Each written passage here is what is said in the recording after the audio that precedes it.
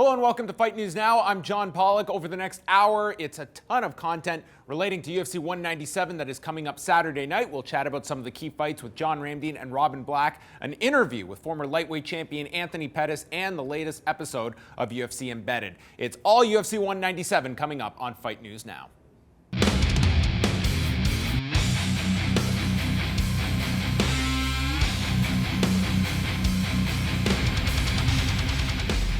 I'm here with John Ramdine and Robin Black as we get set for UFC 197. Just made plans here with Robin Black. I think we're going to hang out. Come to my house. This card, can we all agree that this card certainly feels secondary with everything that's happened this past week? I don't think this has added any interest to 197. Nope. I think it's drastically taken away from it. All the focus is on 200 and what's going to happen there. And this card, I don't know if this is necessarily a card that it's a pay-per-view event and therefore your standards are higher.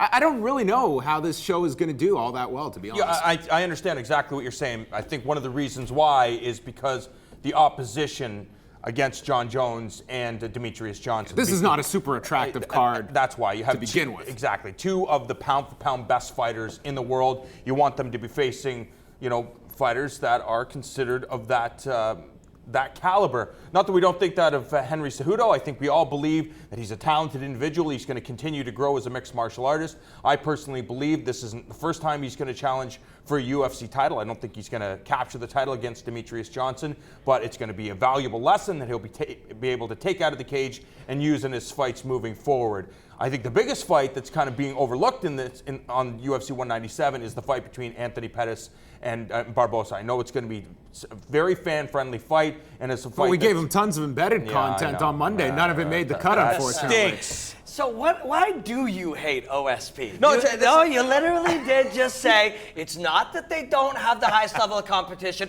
Then you talked about Henry Cejudo. That's it. You hate OSP. I don't. He doesn't hate him. He likes him. OSP is a super athlete, and against any other 205-pounder, he's the better athlete. Against this 205-pounder, he's probably about equal of an athlete. But as a martial artist and as skills and as the ability to fight, he's a little lower down the chain, lower down the totem pole than Jon Jones. So he's as athletic, maybe this much more, maybe this much less, but skill-wise, Jones is just on a whole other level.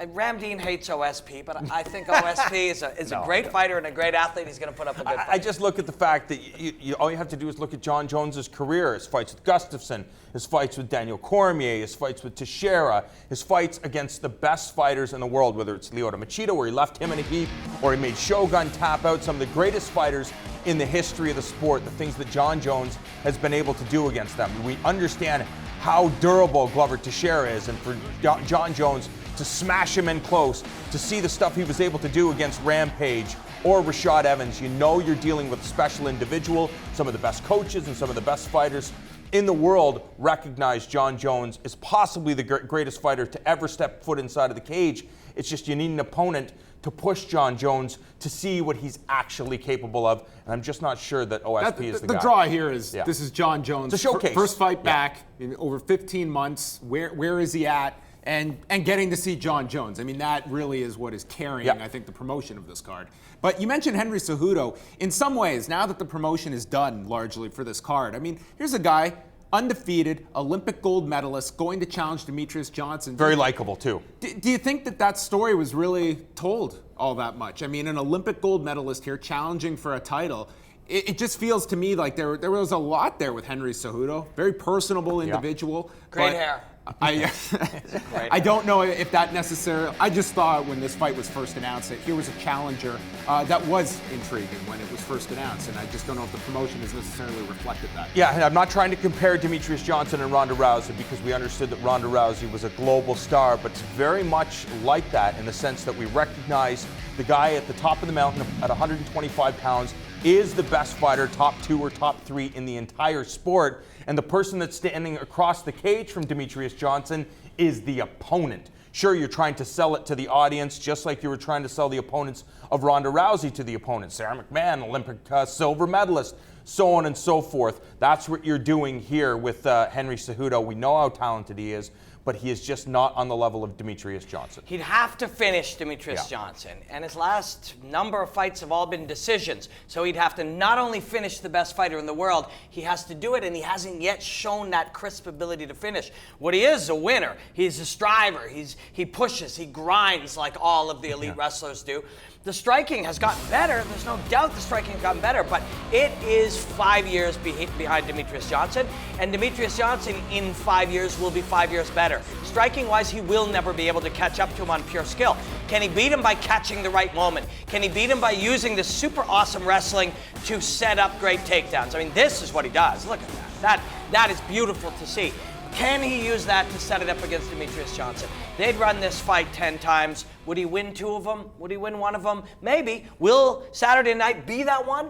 Maybe. But don't bet your house on it. You mentioned Anthony Pettis and Edson Barbosa. I mean, this could turn out to be an outstanding fight, but Anthony Pettis has stated it publicly. The idea of 3 losses in a row, what that does to him at 155. Typically, when fighters have that attitude going into a fight, it's the W much more so than just going out and having your fight of the night kind of performance. What are you expecting from Anthony Pettis in this fight? Because this is certainly a must win in the sense that it's so deep there in that top 10, and 3 losses in a row, it takes him out of that title hunt. Sure, it does, but this isn't back in the day, because you remember Nick Diaz was released after losing 3 fights. Robin and I would just not suggesting he's being cut. I'm just saying, that's obviously not going to happen. But when a fighter suffers 3 losses in a row, that's a possibility. But because there's another player in the game right now, a lot of these fighters know that they're pretty much safe. Anthony Pettis was considered one of the pound-for-pound best not that long ago. I think he just has to be free. He has to go and do the things, and just like that, maybe not get taken down. But I think Anthony Pettis has to be free in this fight, and I think his confidence seems to be there, especially after uprooting his camp, moving it to New Mexico. He's got some new looks, and I think we're going to see a different Anthony Pettis. Yeah, he told me straight up in those last 2 fights, especially against Eddie, he was just worried about the takedown, focused on it so much. And when you're focused on not doing something or stopping something, you're still focusing on it. Whereas when he fought Ben Henderson, when he fought Gilbert Melendez, he defended all their takedowns, and he wasn't all that worried about them. Yeah, and people are like, oh my God, the kid can't wrestle, the kid can't defend takedowns. Look at Ben Henderson, look at Gilbert Melendez, man, effortlessly shook those off. It was those guys that were worried about his striking. He walked in, swaggered in there, thinking, you better be scared of my striking. Not, I better be scared of your wrestling. And that's the way he's going to approach this fight. He's also facing a guy who, much like himself, loves to do the old punchy-kicky, kick from the outside. And because their kicking game is fairly competitive, I think Pettis will want to light him up with his hands, penetrate a little bit in when the kicks come, light him up with his hands, and use that to set up the better positions. Pettis believes he's the crisper boxer. I'd like to see this happen. I'd like to see them kick a little bit, end up inside, and we'll get to see. What I liked is his idea, his mentality that it really doesn't matter. If we stand and trade, I'm going to knock him out. If we decide to go down to the ground, I'm going to submit him there, because it's one of the most underrated aspects of Anthony Pettis' game is the submission game. I don't know how underrated it is now, considering we saw that he submitted Gilbert Melendez. And if you can submit Gilbert Melendez, something that hadn't been done in active competition, you can pretty much submit everybody. So I just think Anthony Pettis just has to be comfortable in there, and I think we're going to see that. But, think about it. He didn't worry about the takedowns of Henderson or Melendez, and then ended up submitting them. Because it wasn't that big a deal. I'll probably stop most of them, and if I don't, you better watch out, I'll submit you. That's what ended up happening. He was more worried about it in the last 2, and he ended up losing those fights. So I think we will. He understands being a free, innovative mixed martial artist is when he's at his best. That's what he's going to look to do. Last thing on this. Do you like the idea for Anthony Pettis with his brother on the card? I mean, he's in the past said it's great having him on there, and then other times it's a major distraction when something like that happens. He's seen both sides of it. He's won on nights where his brother's fought. He's lost on nights his brother fought. Does it make any kind of a difference to you? Well, he says no. I mean, you and I talked to him, and he said, for this camp especially, Sergio's just going to do his own thing. I can't worry about his camp. He's going to do the things that he feels is the necessary things to get a W, and I'm going to focus on my things. We're completely independent, and I like where he's coming from. You know what you call that? That's a winning recipe. Yeah. That's what that is. Worry about yourself. We'll have much more looking ahead to UFC 197 Saturday night. Tune in at 7 p.m. Eastern Time for our 1-hour pre-fight show featuring 2 championship fights coming your way from Las Vegas, Nevada.